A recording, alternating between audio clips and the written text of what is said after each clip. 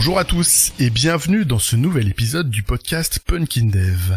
Aujourd'hui, je reçois quelqu'un que je connais bien, qui m'a beaucoup apporté dans ma vie de dev et de freelance. J'ai nommé Emilien Pécoul. Bonjour Emilien, comment vas-tu ? Bonjour Sylvain, ça va très très bien. Et toi, ça va ? Eh ben écoute, ça va. Je suis super content de t'avoir dans le podcast. Je vais te demander de te présenter pour les gens qui ne te connaissent pas encore. Alors je m'appelle Emilien, je suis avant tout dev au début, rapidement freelance pour des raisons qu'on va évoquer après. Et puis après ce freelancing, j'ai aussi démarré une période d'entrepreneuriat depuis plus récemment. Et voilà, donc dev, freelance, entrepreneur, je pense que ça résume bien l'état où j'en suis aujourd'hui en tout cas. Ok. Alors effectivement, aujourd'hui, on va beaucoup parler de freelancing. Donc toi, t'es freelance depuis combien de temps déjà ?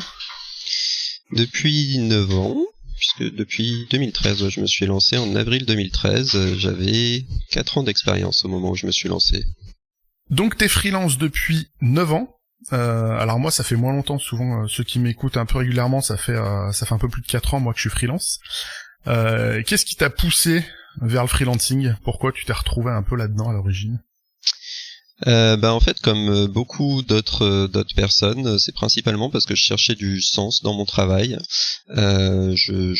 J'arrivais pas à me reconnaître dans les pratiques techniques, j'arrivais pas à me reconnaître dans les pratiques managériales. J'avais envie d'être plus écouté aussi, mine de rien. Après, j'étais conscient que voilà, j'avais que 4 ans d'expérience, donc c'est aussi normal qu'on soit challengé, mais j'avais vraiment du mal à trouver des modèles en fait, c'est-à-dire que les gens que j'étais censé suivre m'inspiraient pas vraiment. J'avais plutôt l'impression qu'ils se trompaient dans leur approche technique et managériale, encore une fois. Et du coup, je me suis dit, qu'est-ce que je peux faire ? Je vais changer de boulot, tout simplement. Ça a été la première approche. Et en fait, quand j'ai voulu changer de boulot, j'ai cherché une boîte qui répondait au moins en termes de valeur à ce que je cherchais, c'est-à-dire des boîtes où on pouvait s'écouter, des boîtes où on allait nous former, des boîtes où justement peut-être que je trouverais une ou plusieurs personnes plus inspirantes pour ma carrière. Et en fait, j'ai juste pas trouvé. J'ai cherché pendant plus d'1 an. Et comme j'ai pas trouvé, je me suis dit je vais monter ma boîte, je serai tout seul dedans, mais au moins elle aura les valeurs que j'ai envie de porter. Et ça a été fait notamment sous l'impulsion d'une rencontre, comme souvent, en l'occurrence de la rencontre de Florent Pelé, donc que j'ai rencontré au Mug, et Clément Bouillet, que j'ai rencontré à peu près à la même période au Mug, un tout petit peu après. Et en fait, Florent, lui, il était déjà freelance depuis 2 ans. Et voilà, et donc en discutant, justement, notamment, en fait, c'est finalement ces personnes-là qui m'ont inspiré au début. Et en discutant avec eux, en fait, ils avaient les réponses techniques à ce que je cherchais. Ils avaient aussi des réponses justement sur l'aspect managérial et comment approcher les choses. Et c'est vraiment du coup sous cette impulsion-là que je me suis dit mais ça a l'air cool en fait d'être freelance, donc je vais essayer. Et puis après tout, j'ai rien à perdre, donc allons-y. Voilà. Il se trouve que j'avais un cousin comptable en plus, donc j'ai démarré comme ça. Ok, donc je note que Florent est un véritable rabatteur de freelance au Mug, puisque j'ai eu à peu près la même, beaucoup plus tard. Et donc t'as parlé alors je tease parce que je connais un peu l'histoire, mais donc t'as parlé de Florent et Emilien. Donc tous les trois après, vous avez essayé, vous, en tant que freelance, d'avoir un petit impact sur la communauté dev et freelancing lyonnaise. Est-ce que tu peux me raconter ça un peu, ce que vous avez essayé d'apporter tous les trois ? Ouais. Alors par contre t'as dit Florent et Emilien, c'est Florent et Clément, mais c'est pas loin. Autant pour moi. Parce que souvent, plus on s'appelle les uns les autres, c'est vrai qu'on a des profils qui sont assez identiques mais très complémentaires en même temps, c'est ça qui est intéressant, c'est pour ça qu'on aime bien travailler ensemble. En tout cas, oui, parce que tu disais, qu'est-ce qu'on a voulu faire ? Alors, est-ce qu'on a vraiment voulu impacter ? C'est même pas ça, c'est plutôt qu'on a subi les demandes en fait. Mais après, c'était un truc qui nous faisait plaisir aussi de pouvoir accompagner des gens, parce que justement, quand on a vu l'impact que ça a eu sur nous en termes d'épanouissement, en termes de changement de vie professionnelle et derrière de changement de vie personnelle, on s'est dit mais en fait, il y a tellement de gens autour de nous qui bénéficieraient de passer en freelance qu'il faut qu'on trouve une façon d'aider plus de gens finalement. sachant qu'effectivement, à travers les communautés, on était au contact de pas mal de personnes qui étaient dans des situations qui nous parlaient parce qu'on avait été dans la même quelques années plus tôt, en fait, à peu de choses près. Et du coup, on a effectivement fondé en 2016 Hack Your Job. Alors, pour être tout à fait exhaustif, qui au début était une SAS, puisqu'en fait l'objectif depuis longtemps c'était de réussir à monter une structure ensemble, à faire quelque chose où on puisse travailler ensemble justement pour aller encore un peu plus loin qu'avec le freelancing, pour créer finalement la société dans laquelle on aurait aimé travailler. Et il se trouve qu'avec le temps, c'est devenu une association, parce qu'en fait, on n'a pas vraiment trouvé de modèle économique sur ce qu'on a proposé, qui est en gros du mentoring pour freelance. Et donc, l'idée, c'est que n'importe qui est salarié, alors à la base, ça s'adressait principalement aux devs freelance, mais aujourd'hui, c'est même plus large que ça. Donc aujourd'hui, en fait, un salarié développeur, ou même pas développeur, mais qui veut passer freelance, du coup on va l'accompagner avec du mentoring, avec du réseautage, on va l'aider à trouver des missions, on va l'aider à se positionner, etc. Donc c'est vraiment un truc super rassurant en fait pour se lancer avec Your Job, pour se dire j'ai quelqu'un à qui je peux poser toutes mes questions, j'ai un premier réseau, voilà, en fait c'est recréer finalement ce que nous on avait trouvé quand on s'est lancé et qui nous a vraiment permis de démarrer sereinement et voilà, et qui nous a bien fait plaisir. Et aujourd'hui, on voit que ça a bien fonctionné, donc on est super content. Enfin, ça a bien fonctionné à notre échelle. Voilà, on a accompagné quelques dizaines de personnes. Aujourd'hui, on est un peu plus d'une trentaine sur Lyon en tout, enfin pas que sur Lyon justement. Et c'est vraiment chouette parce que, en fait, ce qu'on voit, c'est des gens comme Sylvain qui étaient dans leur carrière exactement comme nous on l'était quelques années plus tôt, c'est-à-dire qu'ils avaient un peu l'impression d'être au bout, qui trouvaient pas forcément de sens, et puis qui sous l'impact du freelancing ont juste repris une gigantesque bouffée d'air, sont mis à apprendre énormément de trucs et ont pu faire des trucs super importants, super intéressants, super impactants, comme ce podcast dans lequel du coup je suis super heureux de pouvoir intervenir parce que voilà, je trouve, enfin pour moi c'est typiquement l'illustration de tu vois ce podcast que tu fais aujourd'hui, si t'étais encore salarié comme tu l'étais à l'époque, en fait ce serait sûrement un truc que t'aurais laissé dans tes cartons et que t'aurais jamais pu sortir. Et là en fait c'est voilà, t'as pu proposer un truc qui te parlait, dans lequel t'es doué, qui mélange un peu des différentes passions que t'as, et en gros, pour moi, ça illustre parfaitement un des objectifs de Hack Your Job. Voilà, c'est te proposer le freelancing comme solution pour derrière venir vraiment t'épanouir dans ce qui te fait plaisir, et voilà, donc c'est super. Merci. Alors très clairement, si j'étais resté salarié, je pense que l'idée du podcast m'aurait même pas traversé l'esprit. Je sais pas où j'en serais, mais j'ai pas envie de me poser la question. Merci pour ce retour. Effectivement, je le vois quand on rencontre des gens. Moi, j'essaie de présenter ça à Your Job comme vraiment utiliser le freelancing comme un levier pour reprendre le contrôle de ce qu'on a envie de faire, pas forcément pour devenir podcasteur, conférencier ou je ne sais quoi, mais juste reprendre le contrôle et pouvoir choisir. Et ça, c'est un luxe certain dans notre métier, je trouve, et c'est très très appréciable. C'est ça, reprendre le contrôle, c'est vraiment l'élément clé, et ce qui est super intéressant justement, c'est que chacun a sa propre définition en fait. Il y en a pour qui c'est plus de temps, en général ça inclut beaucoup passer plus de temps avec sa famille, des fois ça peut être juste des objectifs purement financiers à court terme, pourquoi pas, mais voilà, en fait chacun voit midi à sa porte, et le freelancing est un super outil pour ça, quoi. Après Hack Your Job, j'ai l'impression que alors je sais pas comment ça s'est passé, tu vas nous raconter ça, mais toi t'as vu quelque chose dans le mouvement un peu d'émancipation par le freelancing, et du coup t'as décidé d'écrire un bouquin à ce sujet-là. Et alors est-ce que c'est né comme ça l'envie d'écrire le bouquin ou pas, et alors pourquoi t'as écrit ça, et puis qu'est-ce que tu peux nous en dire? Alors ce livre effectivement qui s'appelle Code Freelance et dont l'idée a émergé en 2016, en fait elle a émergé justement en même temps que Hack Your Job, pour une raison simple, c'est que du coup entre 2013 et 2016 En fait, on a accompagné des gens, mais de façon informelle, voilà, on donnait des conseils, on faisait finalement un peu déjà du mentoring. Et puis quand on a voulu du coup structurer ça en 2016, déjà entre 2013 et 2016, c'était un peu redondant. Mais en 2016, du coup, au bout d'un moment, t'as vraiment rapidement l'impression de répéter tout le temps la même chose.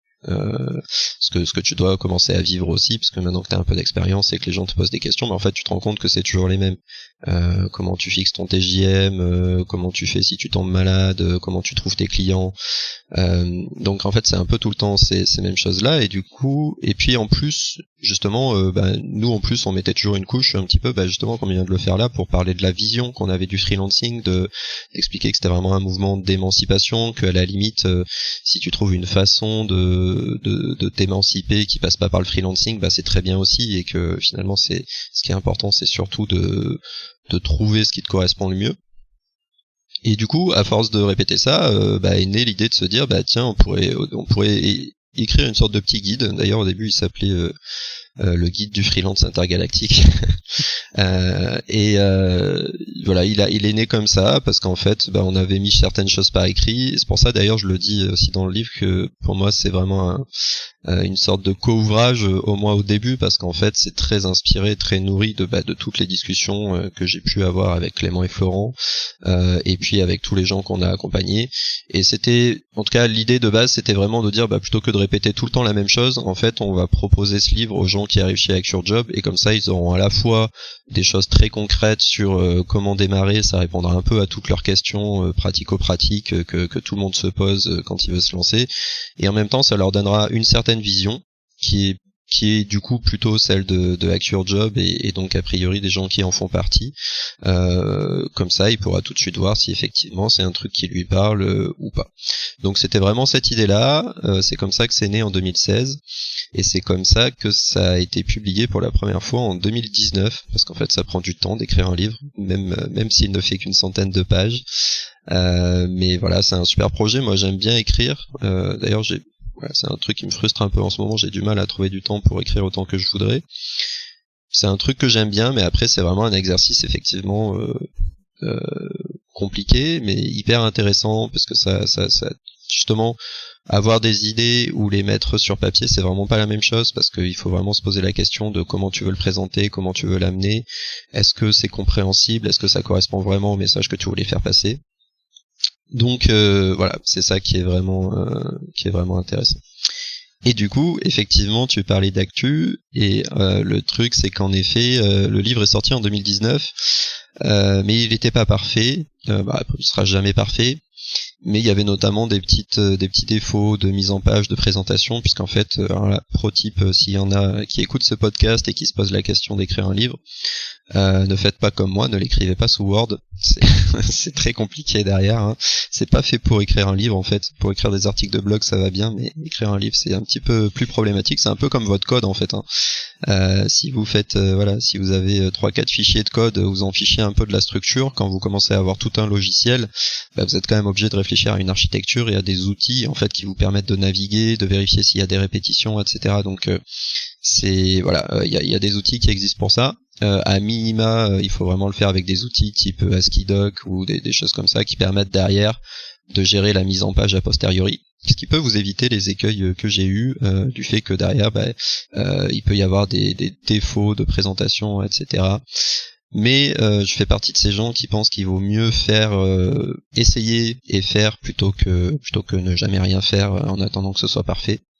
Donc voilà, le livre est sorti en 2019, même s'il y avait des petites erreurs de présentation dedans. Et c'est la raison pour laquelle là j'ai voulu publier une seconde édition. Donc ça m'a repris 3 ans, même si là c'était plus parce que j'ai laissé ça dans un carton le temps de me repencher dessus. Mais il y avait un autre point aussi qui faisait que j'avais vraiment envie de rajouter des choses dans ce livre. C'était justement un truc, parce qu'une des questions qu'on nous pose beaucoup quand on est freelance, c'est finalement c'est quoi le risque, comment tu fais, mais si jamais c'est la crise, moi j'ai un salaire, toi t'auras pas de salaire, comment tu vas faire? Et justement, on a eu la chance, entre guillemets, de traverser le Covid tous ensemble. Et du coup, je trouvais ça super intéressant de pouvoir rajouter cette expérience-là et de montrer effectivement comment on a été impacté. En tout cas, quel impact j'ai pu sentir moi, mais aussi à travers la communauté, parce que justement, j'ai un certain réseau qui fait que je pouvais avoir une vision un peu plus large que juste ma situation. Et pour le coup, effectivement, l'idée c'était de rajouter du contenu, notamment sur la crise, de rajouter du contenu aussi pour faire intervenir des gens, comme Sylvain, justement. Vous aurez l'honneur de lire un petit verbatim de Sylvain dans la réédition, parce qu'en fait, je voulais aussi faire témoigner des gens, comme je t'ai dit, que justement pour le coup, qui en étant passés pour Act Your Job ou pas, d'ailleurs, mais en tout cas qui sont devenus freelance, c'est-à-dire que au moment où je les ai connus, ils étaient salariés, ensuite ils sont devenus freelance, et j'ai vraiment eu le sentiment que ça avait eu un impact sur leur vie qui est typiquement le genre de message que je veux faire passer. Et donc il y a 5 témoignages dans le livre de personnes qui ont eu ce genre de parcours, et pour montrer en fait de façon complètement transparente en fait tout ce que je raconte dans ce livre, c'est pas juste bullshit, en fait on peut vraiment le vivre, et voilà des gens qui l'ont vécu, et voilà comment ils l'ont vécu. Et cette deuxième édition, du coup, elle sort bientôt, elle sera trouvable où ?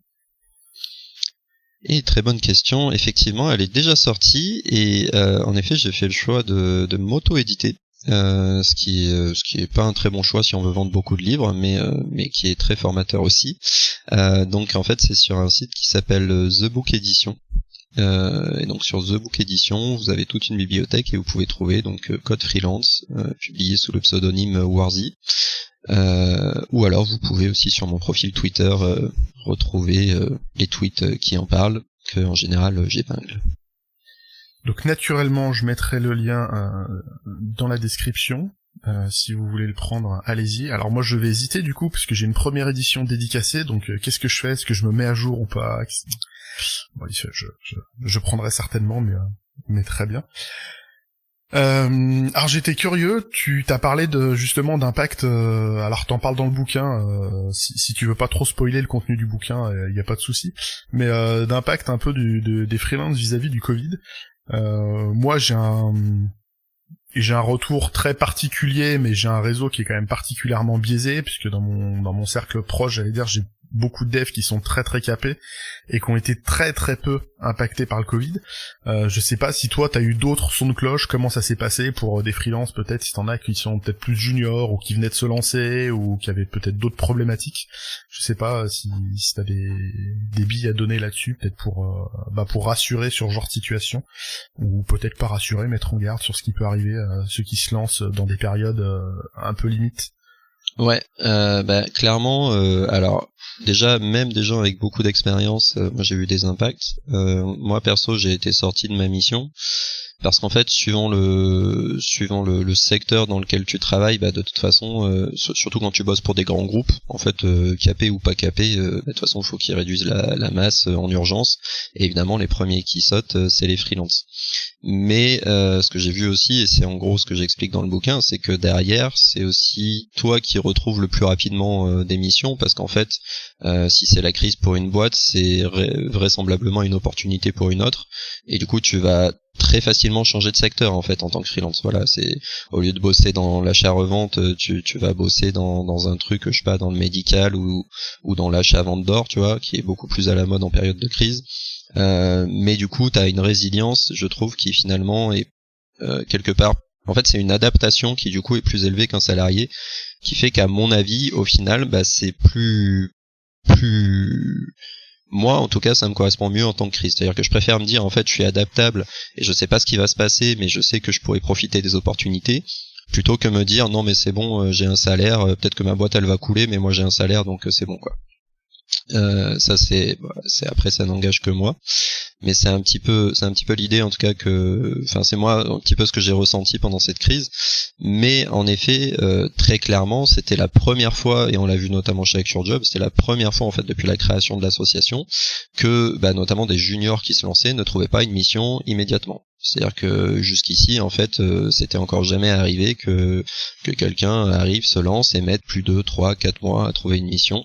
Et là, effectivement, en période de Covid, des fois, quand ils se lançaient, il fallait compter jusqu'à 6 mois pour trouver leur première mission. Et ça, c'était assez nouveau aussi. Donc, effectivement, voilà, on peut pas dire que c'était simple non plus. Il y a eu des vrais impacts sur la vie des freelances. Personnellement, je pense pas qu'elle était pire que l'impact sur les salariés. Loin de là, mais en tout cas c'est sûr que c'est un truc qu'on n'avait jamais vu, qu'on reverra sûrement malheureusement, et auquel effectivement il faut être préparé. Ouais, je pense à ce moment-là c'était plus confortable d'être freelance que d'être salarié en période d'essai, parce qu'effectivement on a la même souplesse à se faire débarquer, mais on n'a pas la même souplesse à retrouver quelque chose, je pense. Mais c'est un bon signal. Notoirement, chose que moi j'ai déjà répété plusieurs fois sur le podcast, mais le freelancing, dès l'instant que vous le gérez comme il faut, vous allez pouvoir être proactif sur votre formation, sur votre veille, sur les points où vous voulez devenir meilleur, et théoriquement ça vous rend quand même beaucoup plus efficace sur le marché du travail pour trouver de la mission.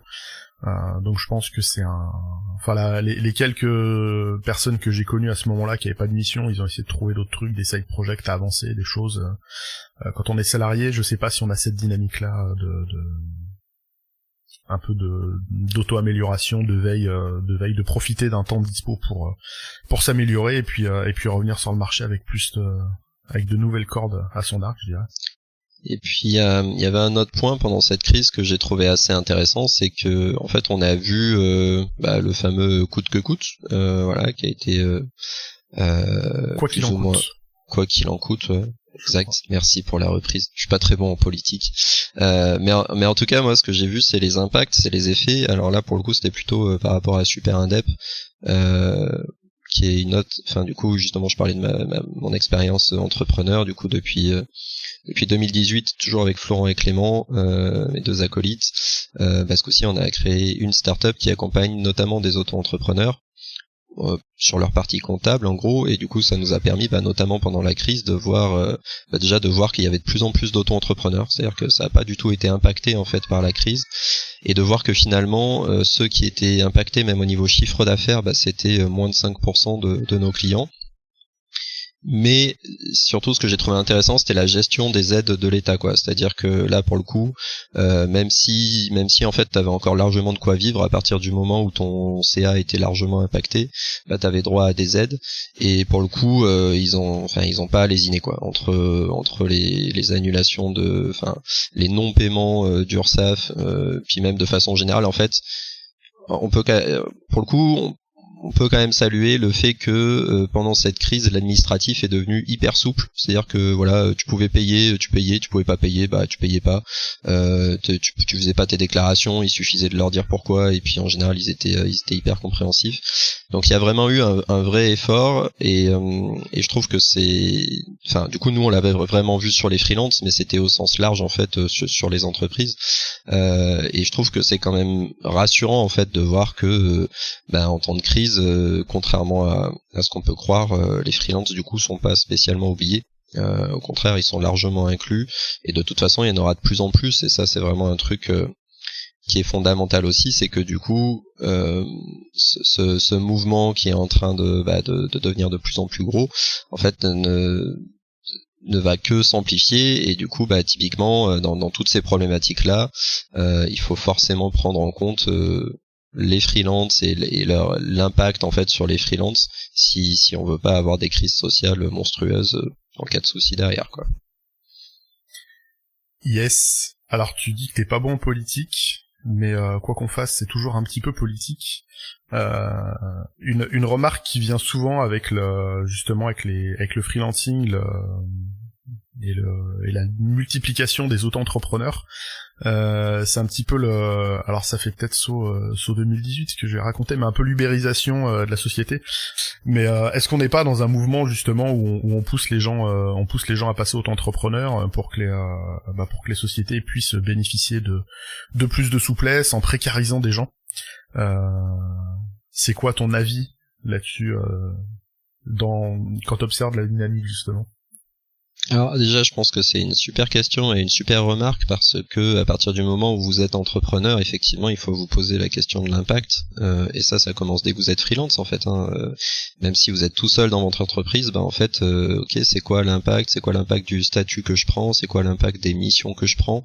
Maintenant que j'ai plus de choix, finalement, est-ce que je continue à aller travailler à des endroits que je trouve peut-être moins éthiques que d'autres.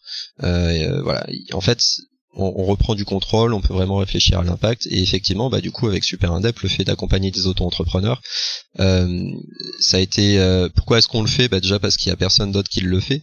C'est-à-dire que même les comptables en fait préfèrent, accompagnent très peu les auto-entrepreneurs parce qu'ils sont pas forcément équipés pour. Donc nous, dans l'idée, on a vraiment répondu à un appel à l'aide en fait des clients qu'on a voulu accompagner. Et cela étant dit, en effet, ce qu'on défend et ce qu'on a toujours défendu, c'est vraiment le freelancing choisi. Comme façon de s'épanouir, ce dont on parlait juste avant, c'est-à-dire que nous, on l'a vécu comme un truc hyper épanouissant, qui nous a permis de nous libérer de plein de contraintes, qui nous permet de faire tout ce qu'on fait aujourd'hui, et c'est pour ça qu'on veut le pousser, et c'est pour ça qu'on veut le partager, et c'est cette vision-là qu'on veut partager. Et en effet, il y a un effet pervers qu'on peut pas nier, qui est que on peut pousser des gens effectivement à... Alors c'est même pas... En fait, ce qui est recherché, c'est même pas le temps de précariser des gens. En fait, c'est juste le fait de s'affranchir de la relation salariale, parce qu'en fait, on veut payer moins de charges, on veut avoir plus de souplesse si jamais il y a des soucis, et du coup, on fait des montages de sociétés type Uber où en fait, on fait travailler des gens comme si c'était des salariés, mais en les payant moins et avec moins de droits sociaux. Et là, clairement, il y a un souci dans cette dérive-là, mais je mettrais quand même un bémol sur le fait que autant, je voudrais surtout pas avoir l'impression de défendre Uber ou ce type de modèle, parce que ça fait typiquement partie des choses contre lesquelles je me bats. Cela dit, et notamment via Super Indep, en réalité, je pense que chauffeur VTC, c'est pas le pire exemple qu'on peut prendre à la limite. Je pense que par exemple, livreur Deliveroo ou équivalent, c'est bien pire. Parce que pour le coup, des chauffeurs, j'en connais beaucoup qui choisissent de le faire et qui finalement vivent ça comme une libération par rapport à la façon dont étaient gérés les taxis avant, par exemple.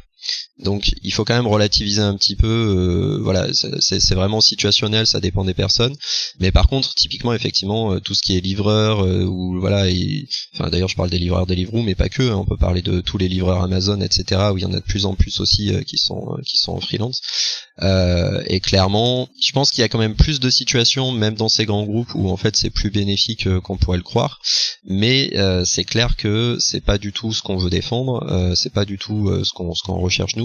En fait, à partir du moment où c'est choisi et où ça apporte une amélioration dans ta vie, après que ce soit en passant par une plateforme en ligne ou en le faisant tout seul ou etc., je dirais que c'est un détail, mais on peut pas nier que il y a des géants qui profitent de cette faille-là, qui profitent de ce système-là, et c'est pour ça d'ailleurs que j'aime assez l'approche aujourd'hui dont je parle aussi dans le livre, mais qui est l'approche du coup du gouvernement tel qu'il nous le montre aujourd'hui, qui est en fait justement de protéger de plus en plus les freelances. Alors évidemment on part de très loin, donc il y a plein de choses à faire, mais en fait on voit que ce soit sur la santé, que ce soit sur la retraite, que ce soit même sur le chômage, en fait ils essayent d'aller de plus en plus vers ce qu'ont les salariés, et pour moi, l'avenir, il est plutôt par là, en fait. Plutôt que de dire, non, il faut que tout le monde soit salarié ou que tout le monde soit freelance. En fait, c'est plutôt dire, en fait, que tu sois dans l'un ou l'autre, tu seras pas dans une situation précaire, tu auras juste des choix de vie qui seront différents, et dans tous les cas, on pourra t'accompagner. Et ça, je pense que c'est une bonne issue parce que comme tu l'as dit tout à l'heure, en fait, le fait d'être freelance en soi, ça te donne quand même une flexibilité, une adaptabilité sur le marché qui est super pertinente, quasiment tout secteur confondu, et ça c'est très très bon à mon avis pour le marché du travail, en fait, que tu puisses dire aujourd'hui je bosse dans tel secteur, mais demain je peux aller bosser pour tel secteur qui en aura besoin, et si demain c'est la crise dans tel secteur, j'irai bosser dans tel autre secteur qui en a besoin. Et donc quelque part cette approche de formation qu'ils arrêtent pas de nous vendre et qu'ils arrêtent pas d'essayer de nous pousser, on voit que c'est assez naturellement inclus dans la vie d'un freelance, et je pense que c'est aussi ce qui fait que c'est une bonne façon de travailler pour l'avenir, quoi. Eh bien, merci Emilien pour tout ça. J'ai l'impression qu'on a déjà fait un bon tour d'horizon de tout ce qu'on avait un petit peu à se raconter. Est-ce que tu vois des choses à ajouter qui te tiendra à cœur, toi ? Qu'est-ce que je peux ajouter ? Que vous allez pouvoir me croiser, et même nous croiser, parce que Sylvain, je sais que t'en fais aussi dans des conférences pas loin et bientôt. Notamment des conférences Alpecraft à Grenoble, et puis Sonytech à Montpellier, qui va arriver aussi. Donc voilà, si vous écoutez ce podcast et que ça vous ferait plaisir d'avoir un de ces livres en direct live et de discuter, ce serait justement peut-être de parler un peu de la vision du freelance peut-être que vous avez ou pas, ou que alors vous voulez vous lancer et que vous avez plein de questions. Et n'hésitez pas à venir nous trouver dans une de ces confs. Si j'ai des livres en stock, je vous en donnerai avec plaisir, et comme ça ce sera l'occasion de discuter de tout ça en vrai. C'est une bonne suggestion. Alors moi je serai pas là à Alpecraft, mais je serai là à Sonytech, avec grand plaisir. À part les confs, Emilien, on peut te trouver où ? On peut rentrer en contact avec toi par quel biais, ou suivre tes actus comment ? Alors moi je suis un peu biface, parce que du coup si vous voulez suivre mes actus tech, c'est plutôt sur Twitter, @Warzy, OUARZY. Si vous voulez suivre mon actu entrepreneurial, c'est plutôt sur LinkedIn, Emilien Pécoul, où là du coup je parle beaucoup de super indep et du rôle de CEO que j'ai là-bas. Et voilà, je dirais que c'est les deux principales sources. Et après donc j'ai mon blog warzy.com, sur lequel quand j'ai le temps j'écris, quand je prends le temps pour être plus précis. Et là j'ai prévu de prendre le temps bientôt. C'est une bonne nouvelle. J'ajouterai à ça le compte Twitter de HackerJob, si vous voulez suivre. Il y a des événements qui sont totalement publics, qui arrivent 3-4 fois par an. Pareil, tout ça, je mettrai tout dans la description. Merci beaucoup, Emilien, d'être venu dans le podcast aujourd'hui. Ça m'a vraiment fait plaisir que tu sois là. Plaisir tout partagé. Merci beaucoup, Sylvain. C'est top. À la prochaine, je te dis, Emilien, à bientôt sur les confs et nos soirées HackerJob. Et puis, vous, mes très chers auditeurs, je vous dis à la prochaine pour un nouvel épisode. Et d'ici là, geekez bien et codez bien.